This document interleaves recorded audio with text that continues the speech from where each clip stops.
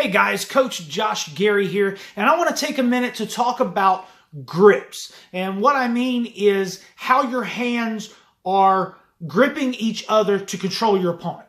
Because professional wrestling is based in collegiate, Olympic, amateur wrestling, freestyle, Greco-Roman, etc. And a grip is very important. And what is also important in professional wrestling is that illusion of realism, right? Because if what you're doing doesn't look real, then you've lost an audience, right? So when I train students, aspiring pro wrestlers, anybody, coaching, seminars, camps, anything, I only allow people to use two grips. And there's a reason for it. One is an S grip and one is a gable grip. Now, the reason that I only allow these two grips is because these are the actual grips that are used in Olympic and collegiate wrestling, because they're the two strongest grips that you can do. And how do you know they're strong?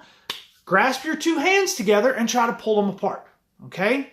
So if you try to take your hands like this, okay, and you try to grab like this, notice where my thumbs are, and you go like that, and you try to pull them apart, it actually comes apart quite easily. That is not an effective grip, but it is a grip that you see a lot of professional wrestlers use. I see a lot of guys when they put somebody in a headlock, they've got the guy here, and they grab like this, and that's how they hold on. Well, that's not very effective because that's a single grip. You only have grip and power pulling in one direction, not both, like a grip like that, okay? Now, an S grip is called an S grip just simply because your hands form an S shape. So your one hand is like this, your other hand is like this. So you grip like this, and they interlock just like this, okay?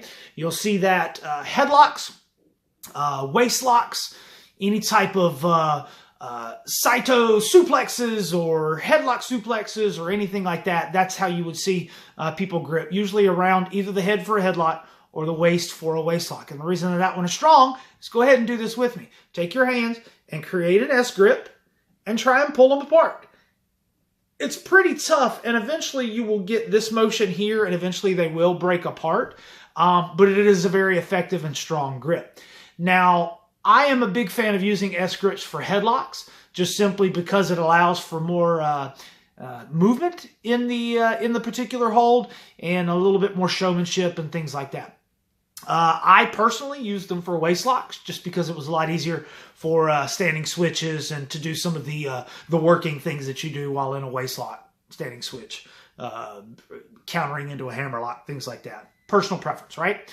So now the second grip that I'm going to talk about is the gable grip. And the reason it's called the gable grip is because I don't want to say it was invented, but it was made popular by Dan Gable. No, not Chad Gable's father or uncle or anything like that. No, Dan Gable, probably one of the most popular, best, I don't know, whatever information you want to use there, amateur Olympic wrestler of all time, the movie Foxcatcher. Look him up. It's a wealth of information.